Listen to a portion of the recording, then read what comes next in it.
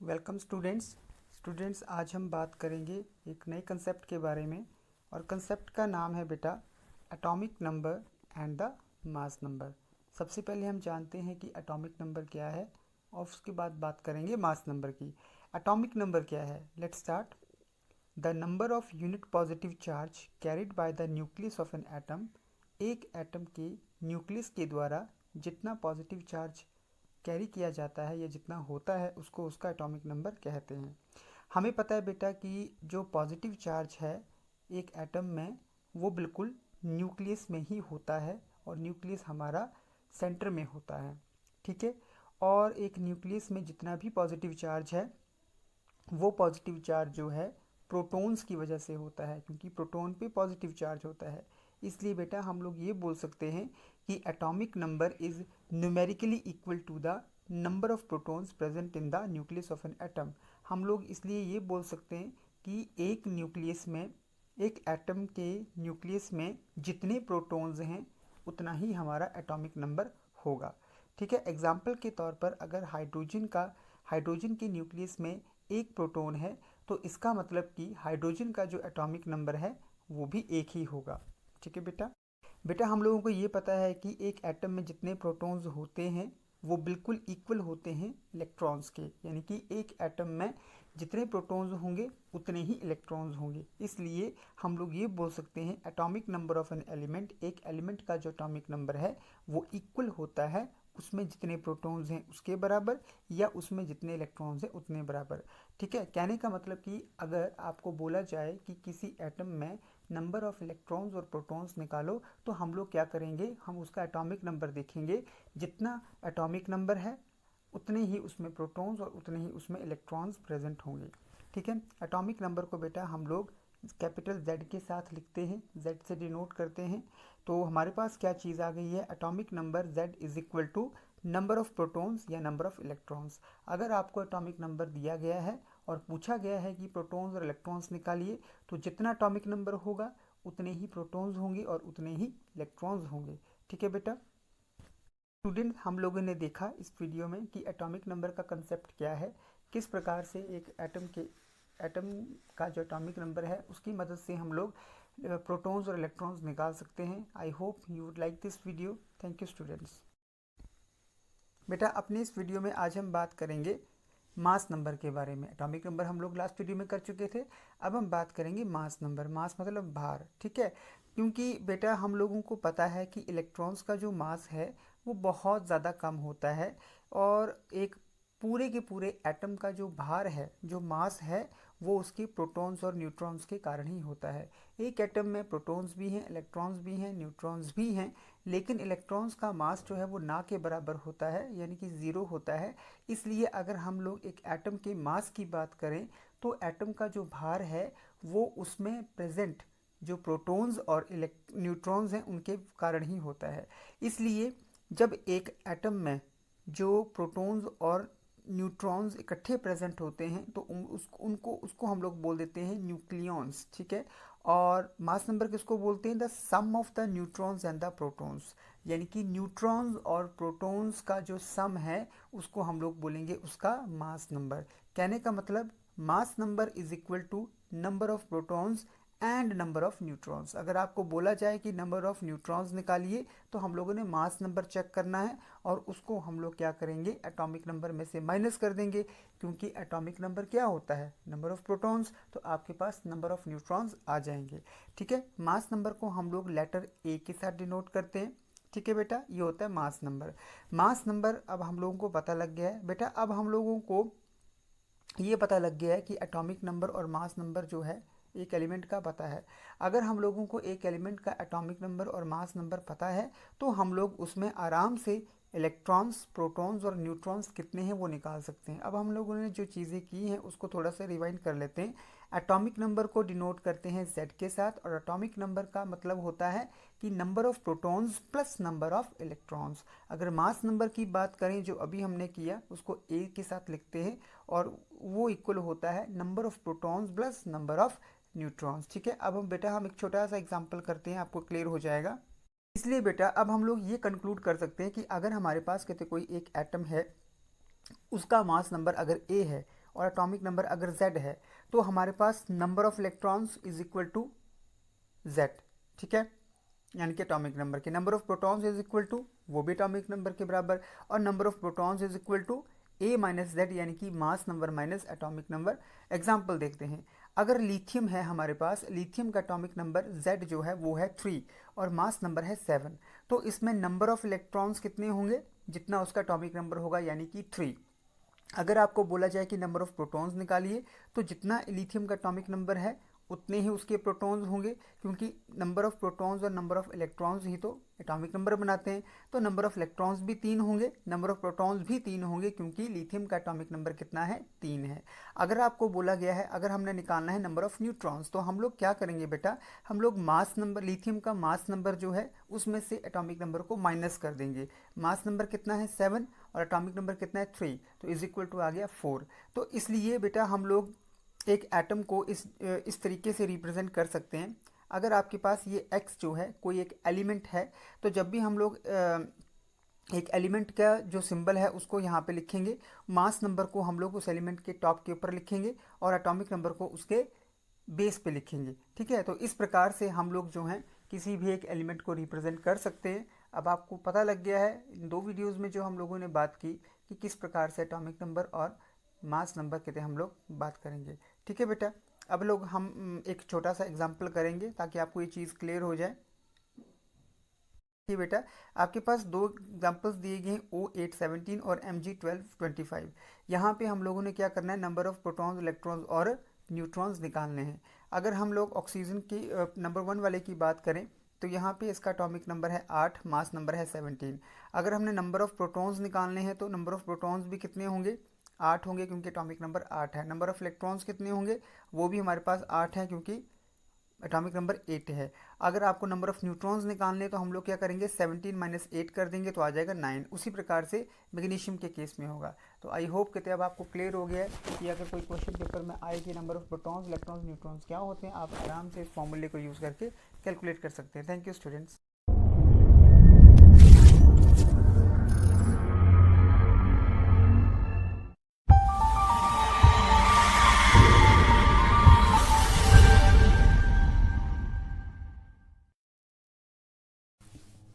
Welcome students, आज के अपने इस वीडियो में हम लोग बात करेंगे एक बहुत ज़्यादा important topic, that is the Bohr's atomic model के बारे में। ठीक है बेटा, हम लोगों ने रदरफोर्ड का एटॉमिक मॉडल कर लिया था और रदरफोर्ड के एटॉमिक मॉडल में कुछ कमियां थी, कमी थी रदरफोर्ड के मॉडल में, और उन्हीं कमियों को दूर करने के लिए नील्स बोर नाम के एक साइंटिस्ट ने 1913 में एक एटम का जो स्ट्रक्चर है उसका मॉडल एक्सप्लेन किया था। तो सबसे पहले शुरू करते हैं हम लोग इस मॉडल को। Let's start. Gold foil experiment यानी कि अल्फा स्कैटरिंग एक्सपेरिमेंट के बाद रदरफोर्ड ने अपने उस मॉडल के बेसिस के ऊपर हम लोगों को ये बताया कि planetary model of the atom, यानी कि एटम जो है उसमें एक इलेक्ट्रॉन जो है वो न्यूक्लियस के इर्द गिर्द चक्कर काटता है। जैसे कि हमारे सोलर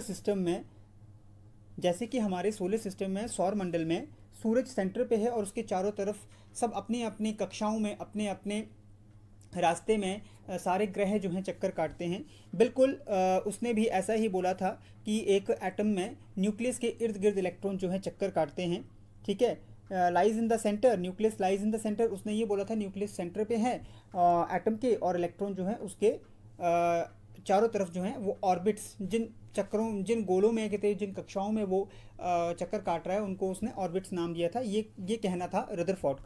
डायग्राम में देख रहे हैं, ये नीचे हमारा सोलर सिस्टम है, सूरज बीच में है और सारे ग्रह जो हैं वो अपनी अपनी कक्षाओं में जो है रिवॉल्व कर रहे हैं। बिल्कुल ऊपर जो है यहाँ पे है, इन्होंने दिया है एक एटम में यहाँ पे देखिए न्यूक्लियस सेंटर में है और इसके चारों तरफ जो है इलेक्ट्रॉन्स जो हैं वो गोल गोल चक्कर काट रहे हैं, बिल्कुल सोलर सिस्टम के। स्टूडेंट्स, जब एक इलेक्ट्रॉन जो है वो सर्कुलर गोल के रास्ते में जब चक्कर काटता है तो ये एक्सपेक्ट नहीं किया जाता कि वो स्टेबल हो। ठीक है, जैसे कि ये आपका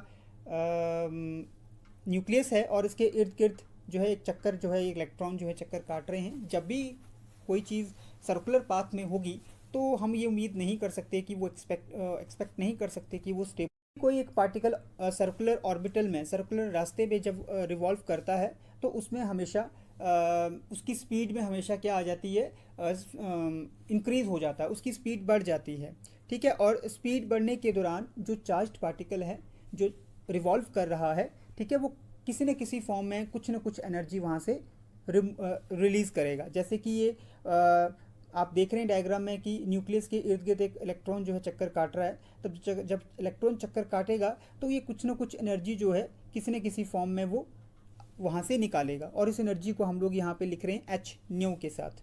ये जो घूमता हुआ जो इलेक्ट्रॉन है वो एनर्जी लूज़ करेगा, और जब एनर्जी निकालेगा, एनर्जी निकालते निकालते क्या होगा, निकालता जाएगा और एक पॉइंट ऐसा आएगा कि वो खुद ही उस न्यूक्लियस के अंदर गिर जाएगा।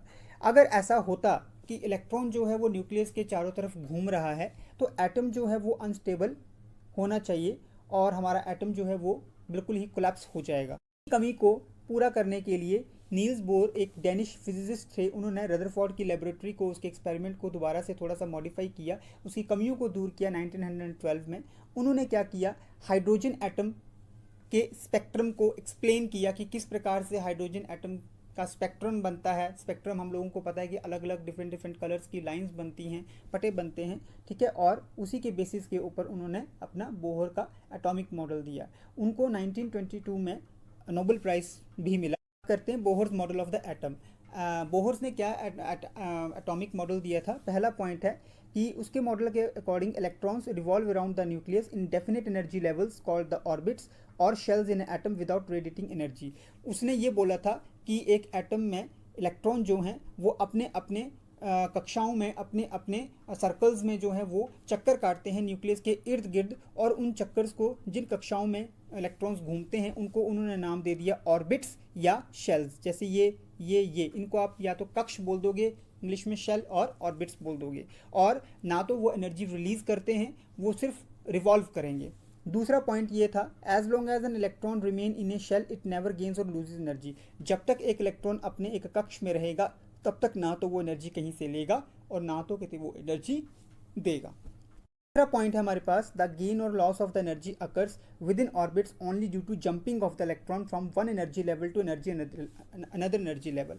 जैसे आपके पास बेटा ये दो सर्कल्स दिखाई दे रहे हैं, तो इसको उसने ऑर्बिट्स नाम दिया था या शेल बोला था या एनर्जी लेवल बोला था। तो जब तक एक इलेक्ट्रॉन जो है अपने एक ऑर्बिट में रहेगा तब तक जो एनर्जी लेनी है या एनर्जी देनी है। अब यहाँ पे देखिए ये इलेक्ट्रॉन जो है एनर्जी यहाँ पे निकाल रहा है और ये वाला इलेक्ट्रॉन जो है यहाँ पे एनर्जी ले रहा है। तो ये एक इलेक्ट्रॉन एनर्जी ले रहा है, एक एनर्जी इलेक्ट्रॉन दे रहा है। वो अगर उसको ज़रूरत पड़ती है लेने या देने की तो वो सिर्फ अपने ही ऑर्बिट में या अपने ही शेल में इलेक्ट्रॉन एनर्जी ले सकता है या दे सकता है। और वो कैसे होगा कि जब एक इलेक्ट्रॉन जो है वो एक एनर्जी लेवल से दूसरे एनर्जी लेवल में जंप करेगा। या तो इलेक्ट्रॉन जो है इस एनर्जी लेवल से यहाँ पे जंप करेगा, या तो यहाँ से यहाँ जंप करेगा। ये देखिए आपको जंपिंग यहाँ पे दिखाई दे रही है। अगर हमारे पास ये जो इलेक्ट्रॉन लेवल शेल हैं इसको बेटा हम लोग KLMN से स्टार्ट करते हैं, अंदर से स्टार्ट करेंगे बाहर की तरफ, ठीक है, या उसको स्मॉल 1 2 3 4 बोल सकते हैं। अगर हमारे पास एक इलेक्ट्रॉन जो है वो सेकेंड एनर्जी लेवल से पहले एनर्जी लेवल पे जंप करेगा तो वो एनर्जी रिमूव करेगा, एनर्जी की वो क्या करेगा, रिलीज करेगा। अगर एक इलेक्ट्रॉन जो है वो फर्स्ट एनर्जी लेवल से सेकंड एनर्जी लेवल की तरफ जा रहा है तो वो एनर्जी गेन करेगा। ठीक है बेटा, ये इसका तीसरा पॉइंट हमारा इसकी थ्योरी का ये था कि the angular momentum of an electron is equal to NH/2π। एक इलेक्ट्रॉन का जो एंगुलर मोमेंटम है ये भी स्पीड से रिलेटेड होता है, वो भी हमारा NH/2π से रिलेटेड था। Angular momentum of N orbit, एक ऑर्बिट का एंगुलर मोमेंटम कितना होगा वो डिपेंड करता है उसकी क्वांटम नंबर, जिसको हम स्मॉल n के साथ डिनोट करते हैं। ठीक है, मतलब कि MVR is equal to NH/2π, जहाँ पे n की वैल्यू 1 2 3 4 है, यानी कि ये शेल्स हैं आपके। तो इस वीडियो में हम लोगों ने देखा बोहर्स एटॉमिक मॉडल, किस प्रकार से उसने रदरफोर्ड के मॉडल की कमियों को दूर किया, डिफरेंट उसने कहते अपने पोस्टुलेट्स दिए, और उसने ये जो मॉडल दिया था बोहर ने वो हाइड्रोजन के स्पेक्ट्रम को स्टडी करके दिया था। तो आई थिंक स्टूडेंट्स अब आपको क्लियर हो गया है कि बोहर्स का जो एटॉमिक मॉडल था वो क्या था और उसके क्या क्या पॉइंट्स थे। Thank you student.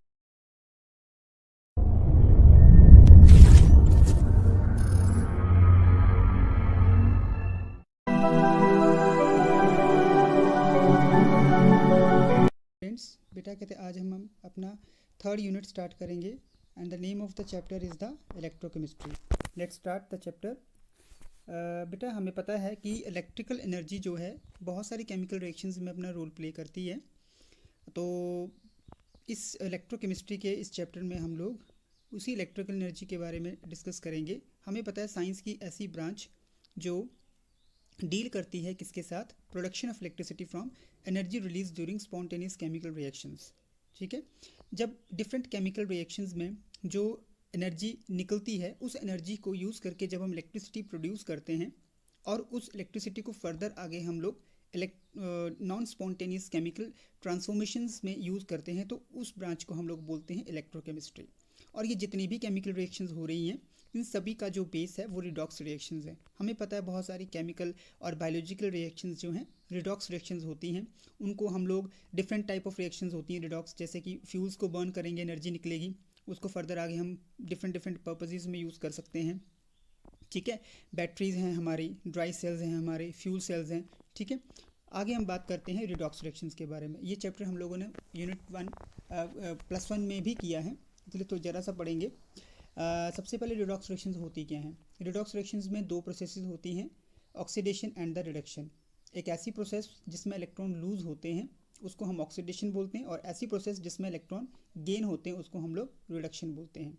जब ये दोनों प्रोसेसेस इकट्ठी एक ही रिएक्शन में देखने को मिलती हैं तो वो बन जाती है रिडॉक्स रिएक्शन। रिडॉक्स रिएक्शन में पहला वर्ड RE रिडक्शन से आया है और OX जो है वो ऑक्सीडेशन से आया है। अब रिडॉक्स रिएक्शंस की बात कर रहे हैं तो रिडॉक्स रिएक्शंस में क्या होता है, दो चीज़ें होती हैं, दो आप एजेंट्स बोल सकते हैं, reducing agent and the oxidising agent. ऐसे सब्सटेंस जो इलेक्ट्रॉन लूज करते हैं वो ऑक्सीडाइज्ड हो रहा है इसलिए उसको हम रिड्यूसिंग एजेंट बोलेंगे, और ऐसा सब्सटेंस जो इलेक्ट्रॉन गेन करते हैं वो इलेक्ट्रॉन गेन कर रहे हैं उसकी रिडक्शन हो रही है तो उसको हम लोग ऑक्सीडाइजिंग एजेंट बोलेंगे। एक एग्जांपल से इस चीज़ को हम लोग समझते हैं। स्क्रीन के ऊपर आपको एग्जांपल दिख रहा होगा, एक बड़ी सिंपल सी रिएक्शन है, देखो जिंक प्लस कॉपर आइंस की, तो zinc ions plus copper atoms बन रहे हैं। यहाँ पे जिंक से जिंक आइंस बन रहे हैं क्योंकि जिंक ने 2 इलेक्ट्रॉन लूज कर दिए इसलिए उसकी ऑक्सीडेशन हो रही है और वो एक रिड्यूसिंग एजेंट की तरह काम कर रहा है। यहाँ पे कॉपर आइंस जो हैं वो कॉपर में कन्वर्ट हो रहे हैं, इसलिए कॉपर एटम में कन्वर्ट हो रहे हैं, इसलिए ये यहाँ पे रिडक्शन हो रही है। ठीक है, तो ये रिएक्शन जो आपको दिखाई गई स्क्रीन पे दिख रही है ये एक रिडॉक्स रिएक्शन का एग्जांपल है। ठीक है, आगे चलते हैं, that is the metallic and the electrolytic conductors. हमें पता है सारे सब्सटेंसेस जो हैं इलेक्ट्रिकल करंट जो हैं वो कंडक्ट नहीं करते। कुछ सब्सटेंसेस ऐसे होते हैं जो इलेक्ट्रिक करंट को अपने में से अलाउ कर पास होने देते हैं, उनको हम बोलते हैं कंडक्टर्स। कुछ एग्जांपल्स हैं जैसे कॉपर, सिल्वर, टिन, मेटल्स बोल सकते हो आप। कुछ ऐसे सब्सटेंसेस हैं जो इलेक्ट्रिक करंट को अपने में से पास नहीं होने देते, उनको हम बोलते हैं नॉन कंडक्टर्स या इंसुलेटर्स। एग्जाम्पल रबड़, ग्लास, वुड एक्सेट्रा। अब कंडक्टर्स हमारे पास दो प्रकार के हैं, दैट इज़ फर्स्ट पहला है मेटालिक कंडक्टर्स और इलेक्ट्रॉनिक कंडक्टर्स। ऐसे सब्सटेंसेस जो इलेक्ट्रिसिटी को अपने में से पास होने देंगे लेकिन सेल्फ में उनमें अपने आप में कोई भी केमिकल चेंज नहीं आएगा, उनको हम बोलते हैं कंडक्टर्स। जैसे मेटल्स हैं वो बहुत ज़्यादा हाई कंडक्टिविटी वाले होते हैं, एग्जाम्पल कॉपर, सिल्वर। और इन मेटल्स में जो इलेक्ट्रिक करंट जो लेके जाते हैं, कैरी करके जाते हैं, वो होते हैं इलेक्ट्रॉन्स, इसलिए इनको हम एक दूसरे नाम से भी जानते हैं, electronic conductors. Electronic conductors depend करते हैं मेटल के स्ट्रक्चर और नेचर पे, वैलेंस इलेक्ट्रॉन्स कितने हैं उसके ऊपर, मेटल की डेंसिटी कितनी है और टेम्परेचर के ऊपर। ठीक है, दूसरा आता है इलेक्ट्रोलाइट्स और इलेक्ट्रोलाइटिक कंडक्टर्स। ऐसे सब्सटेंसेस जो अपने में से इलेक्ट्रिसिटी को पास होने देते हैं इन द मोल्टन स्टेट, और उनकी केमिकल डिकम्पोजिशन भी होती है, उनके अपने स्ट्रक्चर में, अपनी बिहेवियर में भी चेंज आ जाता है। इस प्रकार के सब्सटेंसेस को बोलते हैं इलेक्ट्रोलाइट्स या इलेक्ट्रोलाइटिक कंडक्टर्स। अब इलेक्ट्रोलाइट्स की बात कर रहे हैं तो इलेक्ट्रोलाइट्स को जब हम पानी में डिसॉल्व करते हैं तो उनकी आयनाइजेशन हो जाती है, वो आइंस में टूट जाते हैं, और आइंस की प्रेजेंस की वजह से ही हम इसको आयनिक कंडक्टेंस भी बोलते हैं। दूसरा आता है नॉन इलेक्ट्रोलाइट्स, ऐसे सब्सटेंसेस जो इलेक्ट्रिसिटी कंडक्ट नहीं करते। ठीक है, उनको हम बोलते हैं नॉन इलेक्ट्रोलाइट्स, मतलब उनमें आइंस नहीं बनेंगे इतने ताकि वो करंट कैरी कर सकें। Example sugar, glucose, ethyl alcohol and urea. Next one हम चलते हैं क्लासिफिकेशन ऑफ इलेक्ट्रोलाइट्स। इलेक्ट्रोलाइट्स की क्लासिफिकेशन के बारे में बात करते हैं। हमें पता है सारे के सारे इलेक्ट्रोलाइट्स जो हैं सेम एक्सटेंट के सोल्यूशन में आयनाइज नहीं करते। उनके बेसिस के ऊपर जो है इलेक्ट्रोलाइट्स दो प्रकार के हैं, स्ट्रॉन्ग इलेक्ट्रोलाइट्स, ऐसे इलेक्ट्रोलाइट्स जो कि पूरी तरह से आइंस में टूट जाते हैं, उनको बोलते हैं स्ट्रॉन्ग इलेक्ट्रोलाइट्स, मतलब उनसे हमें ज़्यादा इलेक्ट्रोलाइट्स, ज़्यादा आइंस मिलते हैं। Example NaCl, KCl, HCl, NaOH and so many. Weak electrolytes, ऐसे इलेक्ट्रोलाइट्स जो पूरी तरह से आयंस में नहीं टूटते हैं उनको हम बोलते हैं weak electrolytes. Example acetic acid है, कार्बोनिक एसिड है, बोरिक एसिड है, मर्क्यूरी क्लोराइड है, जिंक क्लोराइड है, अमोनियम हाइड्रोक्साइड है। ठीक है, ये हमारे पास strong electrolytes and the weak electrolytes. आगे कहते हैं हम लोग चलते हैं नेक्स्ट स्क्रीन पे, कौन कौन से फैक्टर्स हैं जो हमारी इलेक्ट्रिकल कंडक्टिविटी को करते हैं। सबसे पहले आता है नेचर ऑफ द इलेक्ट्रोलाइट। एक इलेक्ट्रोलाइट की जो कंडक्टेंस है वो डिपेंड करती है कि उस सॉल्यूशन में कितने आयंस प्रेजेंट हैं। अगर ज़्यादा कहते हैं आयंस सॉल्यूशन में प्रेजेंट होंगे तो कंडक्टेंस भी ज़्यादा होगी, और इसलिए अगर वीक इलेक्ट्रोलाइट्स हैं तो आयनाइजेशन से आयंस हमें कम मिलेंगे और इसलिए कंडक्टेंस भी कम होगी। दूसरा फैक्टर आता है that is the nature of the solvent. Electrolyte जो है वो पोलर सॉल्वेंट्स में, जैसे पानी है उसमें ज़्यादा आयनाइज करते हैं, इसलिए जितनी ज़्यादा सॉल्वेंट की पोलैरिटी होगी उतनी ज़्यादा आयनाइजेशन होगी और उतनी ही ज़्यादा कंडक्टेंस होगी। और उल्टा हो जाएगा कि अगर सॉल्वेंट की पोलैरिटी कम है तो आयनाइजेशन भी कम है तो कंडक्टेंस भी कम है। तीसरा साइज ऑफ द आयंस। अगर हमारे पास जो आयंस बने हैं आयनाइजेशन के बाद, अगर उसको ज़्यादा से ज़्यादा वाटर मॉलिक्यूल सॉल्वेट करते हैं, सराउंड कर लेते हैं, घेर लेते हैं सॉल्यूशन में, तो इफेक्टिव साइज उनका जो है वो नॉर्मली इंक्रीज कर जाता है और इसलिए कंडक्टेंस उनकी डिक्रीज कर जाती है। उसके बाद है concentration of the electrolytic solution. जितनी ज़्यादा सॉल्यूशन की कंसंट्रेशन होगी उतनी कम उसकी कंडक्टेंस होगी।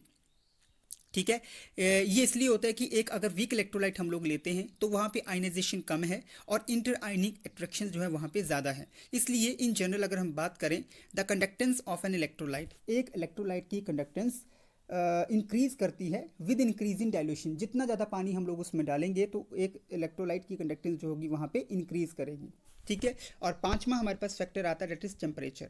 एक इलेक्ट्रोलाइट की कंडक्टिविटी डिपेंड करती है टेम्परेचर के ऊपर।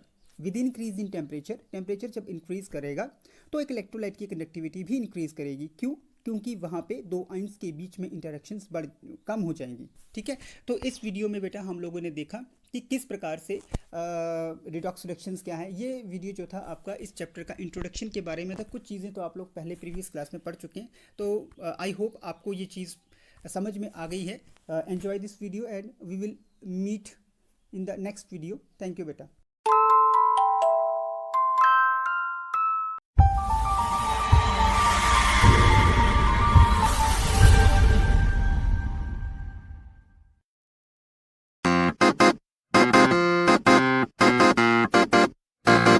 Welcome students to the chemistry class. Students, आज के अपनी इस वीडियो में हम लोग एक बहुत इंपॉर्टेंट टॉपिक करेंगे that is the electrochemical cells. ठीक है, वैसे तो ये दो टॉपिक्स हैं, electrochemical cells and electrolytic cell. आज के अपनी इस वीडियो में हम लोग सिर्फ इलेक्ट्रोकेमिकल सेल्स के बारे में बात करेंगे। तो हम स्टार्ट करते हैं। हमें पता है कि ऐसे केमिकल चेंजेस जिसमें इलेक्ट्रिक करंट या इलेक्ट्रिसिटी इन्वॉल्व होती है, उसका फ्लो इन्वॉल्व होता है, ऐसे चेंजेस को हम लोग बोलते हैं इलेक्ट्रोकेमिकल चेंजेस। और ये इलेक्ट्रोकेमिकल चेंजेस को हम दो टाइप्स में डिवाइड कर देते हैं। पहला है इलेक्ट्रोकेमिकल सेल और गैल्वेनिक सेल। ठीक है, दूसरा नाम है इसका। और दूसरा टाइप है इलेक्ट्रोलिटिक सेल और इलेक्ट्रोलाइसिस। तो आज के अपनी इस वीडियो में हम लोग सिर्फ इलेक्ट्रोकेमिकल सेल्स या गैल्वेनिक सेल्स के बारे में ही पढ़ेंगे। ठीक है, तो इलेक्ट्रोकेमिकल सेल्स क्या होते हैं? ऐसे सेल्स या ऐसे डिवाइसेस जिसमें केमिकल एनर्जी जो है वो कन्वर्ट की जाती है इलेक्ट्रिकल एनर्जी में। किसी भी रिएक्शन की जो केमिकल एनर्जी है उसको हम लोग इलेक्ट्रिकल एनर्जी में कन्वर्ट करते हैं, इसलिए इसको हम लोग इलेक्ट्रोकेमिकल सेल्स या गैल्वेनिक सेल्स कहते हैं। ठीक है, ये सेल्स जो हैं वो बहुत ज़्यादा इंपॉर्टेंट होते हैं क्योंकि इन सेल्स की बहुत ज़्यादा यूजेस किए जाते हैं, एप्लीकेशंस होती हैं। जैसे कि हम लोगों को पता है एक गैल्वेनिक सेल का बहुत ही अच्छा एग्जाम्पल है डेनियल सेल, जो कि एक ब्रिटिश केमिस्ट थे जॉन डेनियल। 1836 में उन्होंने ये इन्वेंट किया था। डेनियल ने एक सेल कंस्ट्रक्ट किया था एक स्पॉन्टेनियस रिएक्शन के बेसिस पे, that is zinc plus copper ion. Screen पे देख रहे होंगे आप, gives zinc ions plus copper. तो इलेक्ट्रोकेमिकल सेल्स ऐसे सेल्स जो कि इलेक्ट्रिकल एनर्जी को इलेक्ट्रिकल एनर्जी में कन्वर्ट करते हैं। साथ में आपको राइट साइड के ऊपर देखो एक टेबल भी दिख रहा होगा, ये फ्लो चार्ट सा। दूसरा है इलेक्ट्रोलिटिक सेल्स। ऐसे सेल्स या ऐसे डिवाइसेस जो कि इलेक्ट्रोलिसिस करते हैं, या ऐसे डिवाइसेस जो केमिकल एनर्जी को कन्वर्ट करते हैं इलेक्ट्रिकल एनर्जी में, उसको हम लोग बोलते हैं इलेक्ट्रोलिटिक सेल्स। एग्जाम्पल आपको यहाँ पे दिखाई दे रहा है, जैसे सोडियम क्लोराइड आपने लिया, उसमें से इलेक्ट्रिक करंट पास किया तो वो सोडियम प्लस क्लोरीन में टूट गया, सोडियम जो है वो कैथोड के ऊपर रिलीज़ हुई और क्लोरीन जो है वो एनोड के ऊपर रिलीज़ हुई। इलेक्ट्रोलिसिस को यूज़ करके हम लोग बहुत सारे मेटल्स जैसे sodium, potassium, calcium, strontium, magnesium, aluminium etcetera आदि को हम लोग क्या कर सकते हैं, एक्सट्रैक्ट कर सकते हैं, उनको प्योरीफाई कर सकते हैं। ठीक है, हम बात करेंगे इस वीडियो में सिर्फ इलेक्ट्रोकेमिकल सेल या गैल्वेनिक सेल की। तो डिटेल में हम लोग पढ़ेंगे कि ऐसे डिवाइसेस जो कि इलेक्ट्रिकल एनर्जी को कन्वर्ट कर देते हैं केमिकल इलेक्ट्रिकल एनर्जी को ऐसे डिवाइसेस जिसमें इलेक्ट्रिकल एनर्जी प्रोड्यूस होती है, ऐसे डिवाइसेस जो कि केमिकल एनर्जी को इलेक्ट्रिकल एनर्जी में कन्वर्ट कर देते हैं, उनको हम बोलते हैं इलेक्ट्रोकेमिकल सेल्स या गैल्वेनिक सेल्स या वोल्टेइक सेल्स। ठीक है, ऐसे सेल्स में ऑक्सीडेशन और रिडक्शन जो है वो दो अलग अलग कंटेनर्स में होती है। साथ में आपको देखो एक फिगर दिख रही है राइट साइड के ऊपर, देखो दो कंटेनर्स हम लोगों ने यहाँ पे लिए हैं, एक कंटेनर में ऑक्सीडेशन होगी, एक में क्या होगी, रिडक्शन होगी, और इन दोनों कंटेनर्स को हम लोग बोल देते हैं हाफ सेल्स। ठीक है, जब इन दोनों हाफ सेल्स को हम लोग जोड़ देंगे तो वो हमारा पूरा एक इलेक्ट्रोकेमिकल सेल या गैल्वेनिक सेल बन जाएगा। इन दोनों हाफ सेल्स के बीच में कनेक्शन करने के लिए, कनेक्शन जोड़ने के लिए हम लोग एक यू शेप की ग्लास की यू ट्यूब होती है इन्वर्टेड, ठीक है, जिसको हम लोग सॉल्ट ब्रिज कहते हैं, वो बीच में हम लोगों ने इंसर्ट की होती है। ठीक है, आपको फिगर में दिखाई दे रहा है कि यहाँ पे हम लोगों ने ये जो एग्जांपल लिया है फिगर में, ये एक डेनियल सेल का एग्जांपल है। डेनियल सेल में जिंक और कॉपर आइंस के बीच में एक सेल बनाया जाता है। यहाँ पे देखेंगे आप, एक बीकर में 1 मोलर जिंक सल्फेट लिया है, दूसरे बीकर में 1 मोलर कॉपर सल्फेट लिया है। दोनों बीकर्स में हमने जिंक सल्फेट वाले बीकर में हम लोगों ने जिंक को एनोड बनाया है और कॉपर सल्फेट वाले बीकर में कॉपर को हम लोग कैथोड बनाया है। दोनों को इलेक्ट्रिक सर्किट के थ्रू जोड़ दिया गया है, कीज के थ्रू, जो एमीटर के थ्रू जोड़ दिया है, और दोनों के बीच में कनेक्शन जो है सॉल्ट ब्रिज के थ्रू किया गया है।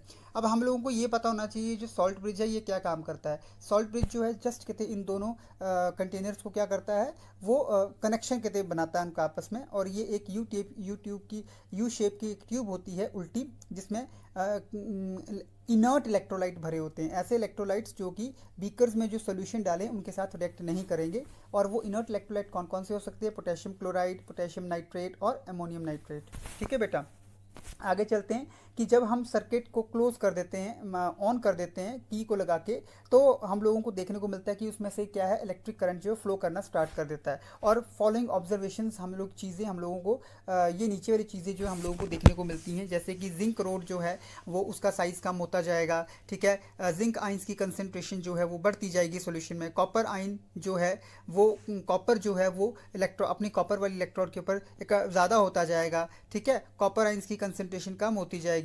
ठीक है, तो यहाँ पे हमारे पास जो इलेक्ट्रॉन्स का फ्लो है वो from zinc rod to copper rod जो है वो होती है। और ये जो हमने दोनों बीकर में अलग अलग जो रॉड्स डाली हैं इनको हम लोग बोलते हैं इलेक्ट्रोड्स। ठीक है, एक होती है कैथोड, एक होती है एनोड। कैथोड के ऊपर रिडक्शन होती है, एनोड के ऊपर ऑक्सीडेशन होती है।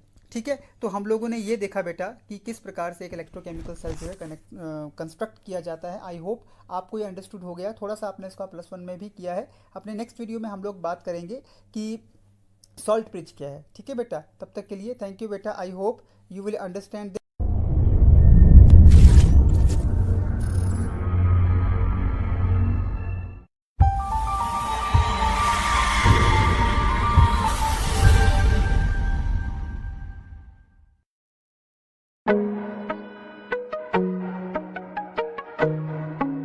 अगेन स्टूडेंट्स आज की अपनी इस क्लास में हम लोग सॉल्ट ब्रिज के बारे में बात करेंगे कि इलेक्ट्रोकेमिकल सेल में पिछले वीडियो में जो हम लोगों ने बात की थी कि दोनों कंटेनर्स को हम लोगों ने एक ट्यूब के साथ कनेक्ट किया होता, उस ट्यूब को हम लोग बोलते थे सॉल्ट ब्रिज, मतलब एक पुल का काम करता था। आज हम उसी के बारे में, ये दूसरा पार्ट है उसी वीडियो का, सॉल्ट ब्रिज और इट्स फंक्शन। सॉल्ट ब्रिज क्या है? सॉल्ट ब्रिज जो है एक इलेक्ट्रोकेमिकल सेल में बहुत ज़्यादा इंपॉर्टेंट रोल प्ले करता है। ये जनरली होती कैसी है देखने में, ये एक यू शेप की एक ट्यूब होती है जिसमें इनर्ट इलेक्ट्रोलाइट जैसे कि potassium chloride, potassium nitrate, ammonium nitrate, ये चीज़ें उसमें भरी हुई होती हैं। ठीक है, और एक इलेक्ट्रोलाइट जो हम लोग सॉल्ट ब्रिज में भरते हैं, ठीक है, उसकी एक बड़ी इंपॉर्टेंट चीज़ ये होती है कि वो जो इलेक्ट्रोलाइट आप लोग उसमें यूज़ कर रहे हैं उसमें एनाइन और कैटाइन की जो मोबिलिटी है, मूवमेंट जो है वो सेम होनी चाहिए। आइन इलेक्ट्रोलाइट के जो आइंस हैं वो केमिकल रिएक्शन जो उस सेल में हो रही है उसमें इन्वॉल्व नहीं होनी चाहिए। ठीक है, और जो आइंस हैं सोल्यूशन के, ये सेल के, वो उस सॉल्ट ब्रिज में जो आपने इनर्ट इलेक्ट्रोलाइट भरा हुआ है उसके साथ वो रिएक्शन नहीं करनी चाहिए। तो फंक्शन की बात कर लेते हैं। इंपॉर्टेंट फंक्शंस क्या हैं सॉल्ट ब्रिज के। सॉल्ट ब्रिज जो है वो दो इलेक्ट्रिक सर्किट को आपस में कनेक्ट करता है। हमें पता था ना, पिछली वीडियो में हमने किया था कि एक बीकर में ऑक्सीडेशन होगी, एक में रिडक्शन होगी। जिसमें ऑक्सीडेशन होगी उसको हम बोलेंगे ऑक्सीडेशन हाफ सेल, और जिसमें रिडक्शन होगी उसको हम बोलेंगे रिडक्शन हाफ सेल। तो सॉल्ट ब्रिज क्या करता है, उन दोनों हाफ सेल्स को जस्ट कनेक्ट करता है ताकि सर्किट कंप्लीट हो जाए। दूसरा है, सॉल्ट ब्रिज जो है वो इलेक्ट्रिकल न्यूट्रलिटी जो है दो हाफ सेल्स की जो इलेक्ट्रिकल न्यूट्रलिटी है उसको मेंटेन करके रखता है। हम इसको समझने के लिए, फंक्शन को समझने के लिए हम लोग एक एग्जांपल देखते हैं कि let us consider the cell without a salt bridge. Suppose कि हमारे पास एक इलेक्ट्रोकेमिकल सेल है और उसमें हम लोगों ने सॉल्ट ब्रिज नहीं लगाया है। तो जिंक की ऑक्सीडेशन से जिंक आइंस बनेंगे। जो इलेक्ट्रॉन्स कहते हैं उस ऑक्सीडेशन में निकलेंगे वो कॉपर आइंस के द्वारा लिए जाएंगे, कॉपर सल्फेट वाले बीकर में जो है, ठीक है, और फिर वो रिड्यूस हो जाएगा। इससे क्या होगा, तो पॉजिटिव चार्ज जो है जिंक आइंस का पास इनटू द सॉल्यूशन में चला जाएगा। लेकिन कुछ टाइम के बाद क्या होगा, वो एक्स्ट्रा पॉजिटिव चार्ज जो है उस सॉल्यूशन में इकट्ठा होता जाएगा, जिसकी वजह से वहाँ पे उस बीकर में पॉजिटिव चार्ज की मात्रा बढ़ती जाएगी। ठीक है, उसी प्रकार से कॉपर आइंस की रिडक्शन की वजह से सॉल्यूशन जो है वो कैथोड के ऊपर कैथोड वाले बीकर में चला जाएगा और वहाँ पे इकट्ठा होना शुरू हो जाएगा, जिससे हमारे पास एक्स्ट्रा नेगेटिव चार्ज वहाँ पे इकट्ठा हो जाएगा। तो पॉजिटिव चार्ज जो है वो इकट्ठा होता जाएगा जिंक रॉड के आसपास, जिससे क्या होगा, इलेक्ट्रॉन्स जो हैं वो जिंक रॉड से कॉपर वाली रॉड की तरफ नहीं जा पाएंगे, और इससे क्या होगा, नेगेटिव चार्ज जो है वो कॉपर इलेक्ट्रोड के ऊपर भी इकट्ठा होता जाएगा, जिसकी वजह से दोनों सेल्स में, दोनों हाफ सेल्स में क्या होगा, पॉजिटिव नेगेटिव चार्ज की मात्रा बढ़ती जाएगी। तो इस पॉजिटिव और नेगेटिव चार्ज को बैलेंस करने के लिए, बराबर करने के लिए हम लोगों को एक सॉल्ट ब्रिज यूज़ करना पड़ता है। ठीक है, यानी कि जितने इलेक्ट्रॉन वहाँ से निकलेंगे, जिंक जितने इलेक्ट्रॉन लूज़ करेगा वो इलेक्ट्रॉन जो है उसी टाइम पे कॉपर जो है वो यूज़ करके अपने आप को रिड्यूस कर लेगा। ये प्रोसेस अगर चलता रहेगा तभी कहते हैं हमारे उस दोनों सॉल्यूशंस में, सिस्टम में, सेल में इलेक्ट्रिकल न्यूट्रलिटी जो है वो मेंटेन रहेगी। ठीक है, तो ये भी एक इम्पॉर्टेंट फंक्शन है सॉल्ट ब्रिज का। ये देखो आपको दिखाई दे रहा होगा डायग्राम में। ठीक है, यहाँ पे the accumulation of the charges in the two half cells, उन दोनों हाफ सेल्स में जो चार्जेस इकट्ठे हो रहे हैं उनको इकट्ठा होने से रोकने के लिए हम लोग सॉल्ट ब्रिज यूज़ करते हैं, जो कि उस चार्ज को, उन इलेक्ट्रॉन्स को एक बीकर से दूसरे बीकर में जाने के लिए एक रास्ता प्रोवाइड करते हैं। ठीक है, स्क्रीन पे आपको दिख भी रहा होगा। जब जिंक आइंस जो हैं की कंसनट्रेशन एनोड के इर्द गिर्द बढ़ जाती है तो sufficient amount of chlorine ions जो हैं वो माइग्रेट कर जाते हैं from salt bridge to the anode half cell, ताकि जो एक्सेस नेगेटिव चार्ज है एक बीकर में उसको न्यूट्रलाइज या उसको नल एंड वाइड कर दिया जाए। इसलिए सॉल्ट ब्रिज जो है वो कैटाइंस और एनाइंस प्रोवाइड करता है to replace the ions lost produced in the two half cells. ठीक है, तो बेटा बहुत ज़्यादा इंपॉर्टेंट क्वेश्चन है, हमेशा पेपर में आता है कि सॉल्ट ब्रिज है क्या, उसके क्या फंक्शंस हैं। आई होप आपको ये अंडरस्टूड हो गया है। आप अच्छे से इसको कीजिएगा। Enjoy the video. Thank you बेटा, थैंक यू।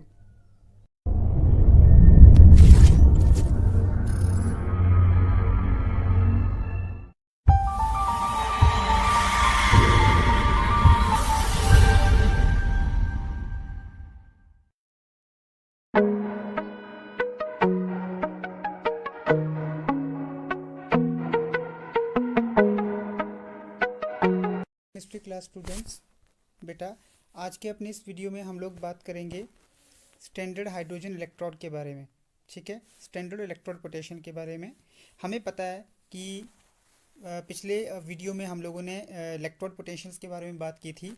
आज के अपनी इस वीडियो में हम लोग बात करेंगे कि एक इलेक्ट्रोकेमिकल सेल दो हाफ सेल से मिलके बनता है, एक ऑक्सीडेशन हाफ सेल और एक रिडक्शन हाफ सेल। और हमें पता है ये दोनों हाफ सेल जब तक आपस में कंबाइन नहीं करेंगे, एक दूसरे के साथ कंबाइन नहीं होते हैं, तब तक ये वर्क जो है नहीं करेगा। ठीक है, it is not possible to determine the absolute electrode potential of an electrode. जब तक ऑक्सीडेशन हाफ सेल और रिडक्शन हाफ सेल को आपस में कंबाइन नहीं किया जाएगा, हम लोग किसी भी इलेक्ट्रोड की इलेक्ट्रोड पोटेंशियल कैलकुलेट नहीं कर सकते। ठीक है, this difficulty can be solve. और ये जो मुश्किल है, ये डिफ़िकल्टी जो है कि किसी एक इलेक्ट्रोड को हम लोग को सॉल्व कैसे करेंगे? जब तक हमारे पास दो हाफ सेल्स नहीं होंगे तब तक हम लोग किसी एक इलेक्ट्रोड की इलेक्ट्रोड पोटेंशियल कैलकुलेट नहीं कर सकते। और ये प्रॉब्लम सॉल्व करने के लिए हम लोग क्या करते हैं, हम लोग उन दोनों में से किसी एक इलेक्ट्रोड को हम लोग रेफरेंस इलेक्ट्रोड बनाते हैं, मान के चलते हैं, जिसकी वैल्यू इलेक्ट्रोड पोटेंशियल के हम लोग ज़ीरो रखते हैं। ठीक है, इस पर्पज़ के लिए हम लोग क्या करते हैं कि हाइड्रोजन की एक इलेक्ट्रोड है जिसको यूनिवर्सली एक्सेप्ट किया जाता है as a reference electrode. Hydrogen की इलेक्ट्रोड है, उसको हम रेफरेंस इलेक्ट्रोड लेते हैं। ठीक है, और उसको हम लोग SHEC स्टैंडर्ड हाइड्रोजन इलेक्ट्रोड या नॉर्मल हाइड्रोजन इलेक्ट्रोड भी बोलते हैं। ये +1 में भी आपने किया है, डायग्राम आपको दिखाई दे रहा है। ठीक है, तो सबसे पहले कर लेते हैं कि होता क्या है। स्टैंडर्ड हाइड्रोजन इलेक्ट्रोड में एक प्लेटिनम वायर होती है। ठीक है, ग्लास ट्यूब के अंदर सील है, उसमें एक प्लेटिनम फॉइल लगी हुई होती है। डायग्राम में सब कुछ दिख रहा है आपको। फॉइल को जो हम लोग फाइनली डिवाइडेड प्लेटिनम की तरह से कोट करते हैं और एक प्लेटिनम इलेक्ट्रोड की तरह वो बिहेव करती है। इसको हम लोग डिप करते हैं एक एसिड सॉल्यूशन में जिसमें H पॉजिटिव आइंस हैं और इसकी 1 मोलर कंसेंट्रेशन है। ठीक है, उसके बाद प्योर हाइड्रोजन गैस जो है हम लोग उसमें से पास करते हैं। ठीक है, प्योर हाइड्रोजन गैस हम लोग उसमें से पास करेंगे तो ये रिएक्शंस हमारे पास देखने को मिलेंगी। अगर हमारी स्टैंडर्ड हाइड्रोजन इलेक्ट्रोड जो है वो एनोड की तरह एक्ट करती है तो वहाँ पे ऑक्सीडेशन होगी, और अगर वो कैथोड की तरह एक्ट करेगी तो वहाँ पे रिडक्शन होगी। ठीक है, तो हमने ये देखा कि एक इलेक्ट्रोड की इलेक्ट्रोड पोटेंशियल को हम लोग कैसे पता कर सकते हैं कि हमें उस इलेक्ट्रोड के हाफ सेल को एक तरफ हमें वो उस एलिमेंट की या उस इलेक्ट्रोड के हाफ सेल को हम लोग नॉर्मल हाइड्रोजन इलेक्ट्रोड या स्टैंडर्ड हाइड्रोजन इलेक्ट्रोड के साथ कनेक्ट कर देंगे तो हमें जो है एक पर्टिकुलर इलेक्ट्रोड का जो है इलेक्ट्रोड पोटेंशियल पता लग जाएगा। ठीक है, यहाँ पे हम लोग बात कर रहे हैं standard electrode potential. Standard electrode potential मतलब ई नॉट से हम लोग लिखेंगे standard electrode potential. Not standard के लिए हम लोग नॉट लिखेंगे। ठीक है, उसके बाद बात आती है the measurement of the standard electrode potential. Standard electrode potential को नापने का क्या तरीका है? स्टैंडर्ड इलेक्ट्रोड पोटेंशियल जो है किसी भी एक मेटल इलेक्ट्रोड की, उसको हम लोग नाप सकते हैं किसकी मदद से?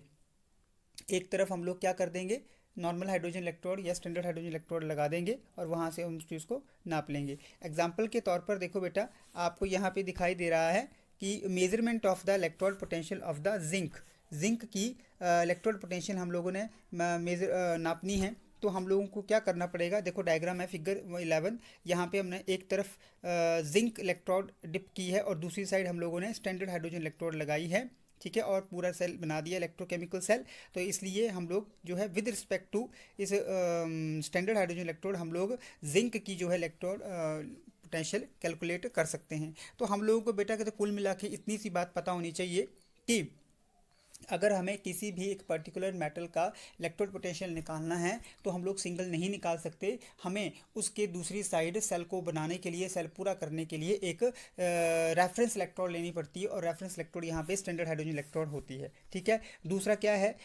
दूसरा एक और तरीका है हमारे पास कि measurement of the electrode potential of examples दिए हैं आपको। सपोज कि इस एग्जाम्पल में आपको कॉपर की डायग्राम बनाया कि कॉपर की इलेक्ट्रोड पोटेंशियल निकालनी है, तो सिंगल तो निकाल नहीं सकते। तो एक तरफ कहते हम लोगों को कहते क्या करना पड़ेगा, स्टैंडर्ड हाइड्रोजन इलेक्ट्रोड जो है वो लगानी पड़ेगी। देखो पीछे वाले डायग्राम में देखो बेटा, यहाँ पे जो नॉर्मल हाइड्रोजन इलेक्ट्रोड जो He है हमारी जो है वो एज ए कैथोड एक्ट कर रही है क्योंकि राइट साइड के ऊपर लिखा हुआ है। ठीक है, और आगे वाले एग्जाम्पल में जहाँ पे हम कॉपर की इलेक्ट्रोड पोटेंशियल निकाल रहे हैं वहाँ पे ये एक एनोड की तरह एक्ट कर रही है क्योंकि लेफ्ट साइड लिखी गई है। ठीक है, अगर हम लोग जो है एक एग्जाम्पल आपको दिख रहा होगा स्क्रीन के ऊपर कि अगर आपको एक सेल दिया गया है, निकल आयंस से निकल बन रहे हैं और कॉपर आयंस से कॉपर बन रहे हैं, आपको उनकी वैल्यूज़ दी गई हैं इलेक्ट्रोड पोटेंशियल्स की। ठीक है, तो आप लोग कैसे जो उस सेल की electrode E nought of the cell निकालेंगे?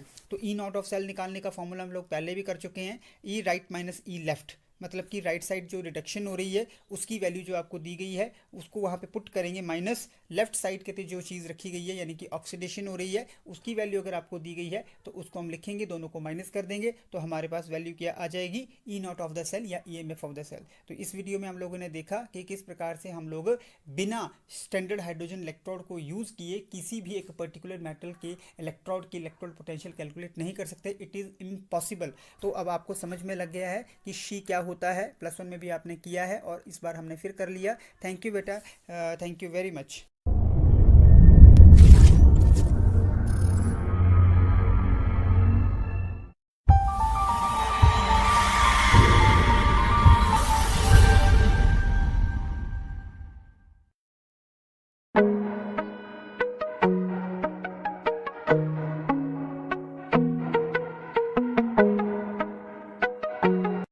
क्लास स्टूडेंट्स, बेटा आज के अपने इस वीडियो में हम लोग बात करेंगे स्टैंडर्ड हाइड्रोजन इलेक्ट्रोड के बारे में।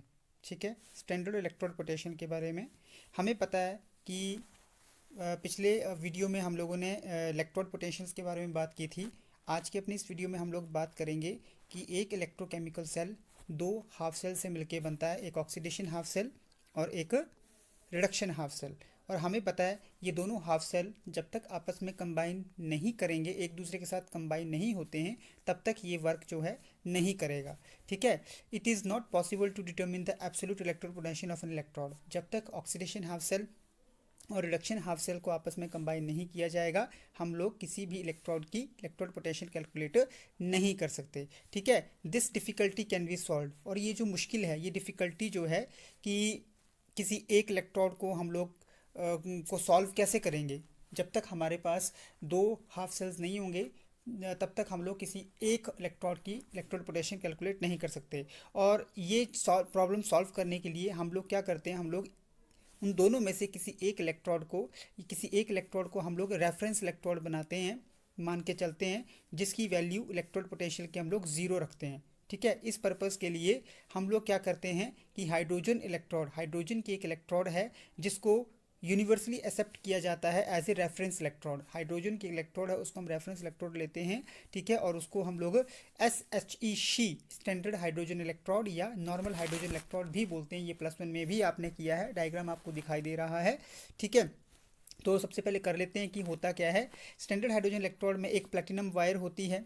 ठीक है, ग्लास ट्यूब के अंदर सील है, उसमें प्लेटिनम फॉइल लगी हुई होती है। डायग्राम में सब कुछ दिख रहा है आपको। फॉइल को जो हम लोग फाइनली डिवाइडेड प्लेटिनम की तरह से कोट करते हैं और प्लेटिनम इलेक्ट्रोड की तरह वो बिहेव करती है। इसको हम लोग डिप करते हैं एक एसिड सॉल्यूशन में जिसमें H पॉजिटिव आइंस हैं और इसकी 1 मोलर कंसनट्रेशन है।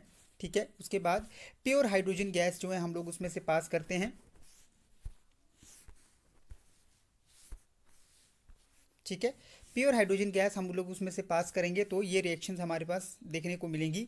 अगर हमारी स्टैंडर्ड हाइड्रोजन इलेक्ट्रोड जो है वो एनोड की तरह एक्ट करती है तो वहाँ पे ऑक्सीडेशन होगी, और अगर वो कैथोड की तरह एक्ट करेगी तो वहाँ पे रिडक्शन होगी। ठीक है, तो हमने ये देखा कि एक इलेक्ट्रोड की इलेक्ट्रोड पोटेंशियल को हम लोग कैसे पता कर सकते हैं कि हमें उस हाफ सेल को, उस इलेक्ट्रोड के हाफ सेल को एक तरफ हमें वो उस एलिमेंट की या उस इलेक्ट्रोड के हाफ सेल को हम लोग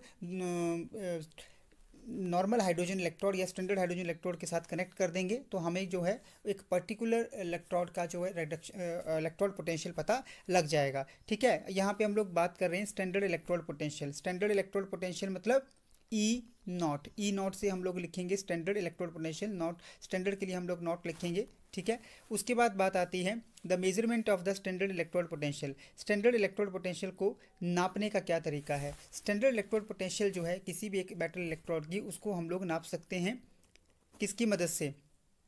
एक तरफ हम लोग क्या कर देंगे, नॉर्मल हाइड्रोजन इलेक्ट्रोड या स्टैंडर्ड हाइड्रोजन इलेक्ट्रोड लगा देंगे और वहाँ से हम उस चीज़ को नाप लेंगे। एग्जाम्पल के तौर पर देखो बेटा, आपको यहाँ पे दिखाई दे रहा है कि measurement of the electrode potential of the zinc की इलेक्ट्रोड पोटेंशियल हम लोगों ने नापनी है। तो हम लोगों को क्या करना पड़ेगा, देखो डायग्राम है फिगर 11। यहाँ पे हमने एक तरफ जिंक इलेक्ट्रोड डिप की है और दूसरी साइड हम लोगों ने स्टैंडर्ड हाइड्रोजन इलेक्ट्रोड लगाई है। ठीक है, और पूरा सेल बना दिया इलेक्ट्रोकेमिकल सेल।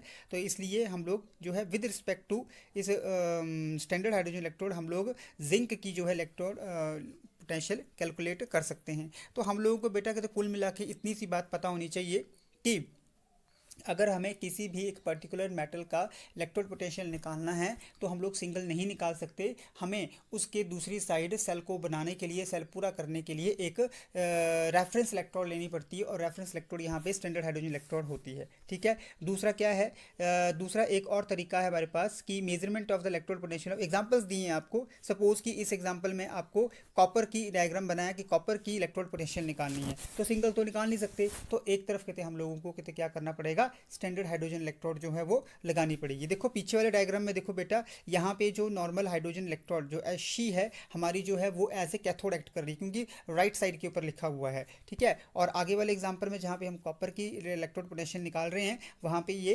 एक एनोड की तरह एक्ट कर रही है क्योंकि लेफ्ट साइड लिखी गई है। ठीक है, अगर हम लोग जो है एक एग्जांपल आपको दिख रहा होगा स्क्रीन के ऊपर कि अगर आपको एक सेल दिया गया है, निकल आयंस से निकल बन रहे हैं और कॉपर आयंस से कॉपर बन रहे हैं, आपको उनकी वैल्यूज़ दी गई हैं इलेक्ट्रोड पोटेंशियल्स की, ठीक है। तो आप लोग कैसे जो उस सेल की electrode E nought of the cell निकालेंगे? तो ई नॉट ऑफ सेल निकालने का फॉर्मूला हम लोग पहले भी कर चुके हैं, ई राइट माइनस ई लेफ्ट, मतलब कि राइट साइड जो रिडक्शन हो रही है उसकी वैल्यू जो आपको दी गई है उसको वहाँ पे पुट करेंगे, माइनस लेफ्ट साइड के जो चीज़ रखी गई है यानी कि ऑक्सीडेशन हो रही है उसकी वैल्यू अगर आपको दी गई है तो उसको हम लिखेंगे, दोनों को माइनस कर देंगे तो हमारे पास वैल्यू क्या आ जाएगी? E nought of the cell या E M F of the cell. तो इस वीडियो में हम लोगों ने देखा कि किस प्रकार से हम लोग बिना स्टैंडर्ड हाइड्रोजन इलेक्ट्रोड को यूज़ किए किसी भी एक पर्टिकुलर मेटल के इलेक्ट्रोड की इलेक्ट्रोड पोटेंशियल कैलकुलेट नहीं कर सकते, इट इज़ इम्पॉसिबल। तो अब आपको समझ में लग गया है कि शी क्या होता है, +1 में भी आपने किया है और इस बार हमने फिर कर लिया। थैंक यू बेटा, थैंक यू वेरी मच।